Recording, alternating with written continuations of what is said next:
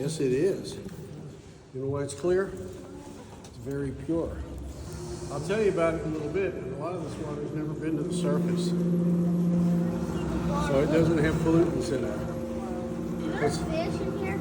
Yes, there are. How big? Biggest one we've had is 32 pounds. Yes. Now, this mine was started in the 1860s, and when it was started, it was all done by hand. Picks, shovels, that kind of stuff. And so it was 12 feet by 12 feet. You all who have gone through the native tunnel, that's what it was like when it was first started, 12 feet by 12 feet. The native tunnel is 12 feet by 12 feet by 900 feet. I have no idea how far they got.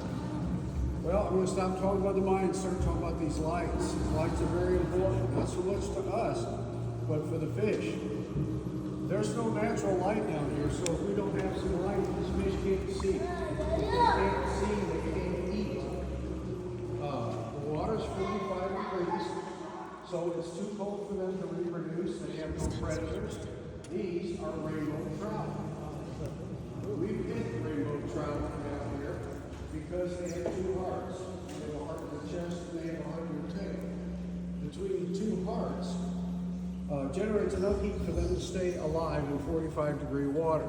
By the way, the ambient temperature down here is 55, so you can see how comfortable we'll be. The rainbow trout will be 5 to 7 years old. The biggest one we've taken out is 32 pounds. The biggest one taken out of the wild is 34 pounds. Interesting note, we used to give bass handfuls of fish food to feed them. Because there's no food here, we have to feed them every other day.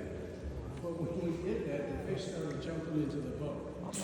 And if you've ever had a 30-pound, very cold, wet, slimy fish jump in your lap in the dark, you can see why we stopped doing that. Okay, back to the mine. In the 20th century, they started to use heavy equipment, dump trucks, pneumatic drills. Well, they were always using dynamite, bulldozers, trucks, everything. And when they did that, they widened the mine to 45 feet by 45 feet. Now, with the exception of here, the opening, which is about double everything, that worked out well. Had to be double here because trucks would pass each other. Because we know it's 45 feet by 45 feet, we can determine the depth of the water.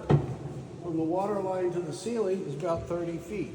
Subtract 45 from, or subtract 30 from 45, you have about 15 feet of very cold water down here. Now, if you ever went in this water, would you die? What's that? If you ever felt this water, would you die? No, but you get cold. Okay, now in the 1960s, Lyndon Baines Johnson was president of the U.S. He came to Appalachia in eastern Kentucky to find out why there was so much poverty here.